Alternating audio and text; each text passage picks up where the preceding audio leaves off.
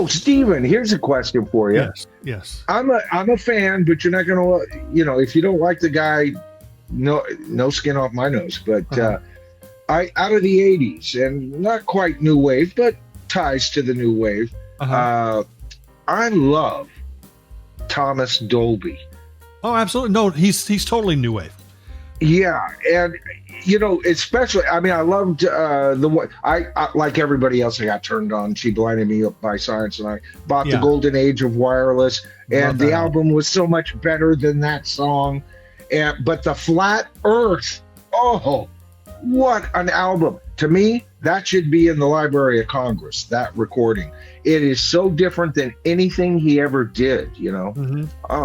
Amazing artist. See, I think that with Thomas Dolby, he had to do yes, Ed Ames passed away. He had to do Golden Age of Wireless. I'm a pop kid, so I think that album is better, in my opinion. Right.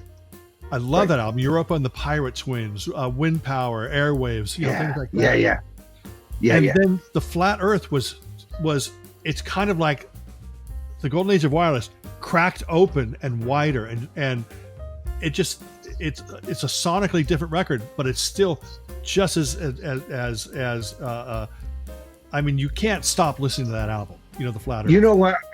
You said it perfect. I prefer the Flat Earth, but when you said that, I could go for that. That whole line of reasoning is so freaking logical, because you're right.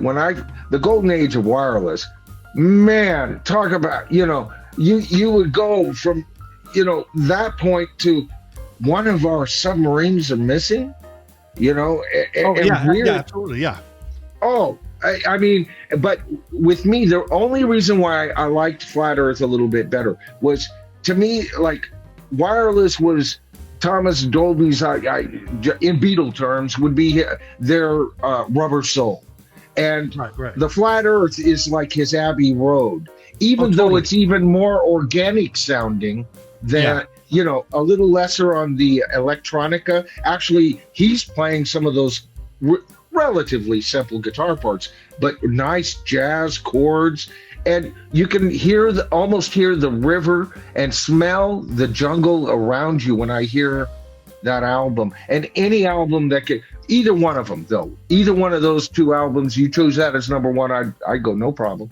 Flat Earth is like Thomas Dolby Unchained. It was almost like the success of Blinding Me with Science said, I can do anything now. I don't have to I don't have to keep it in this. I can do it this. I can do Panorama.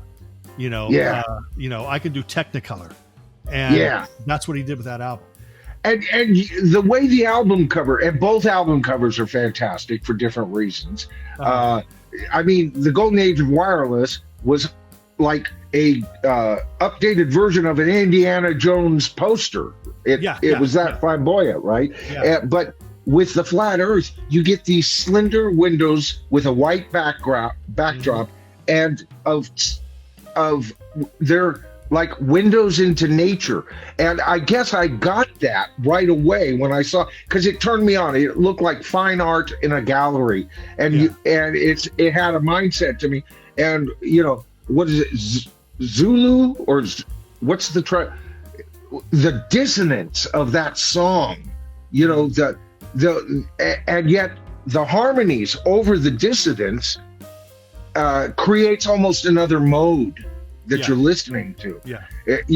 Perfect harmonies over a dissonant melody. Oh, love it.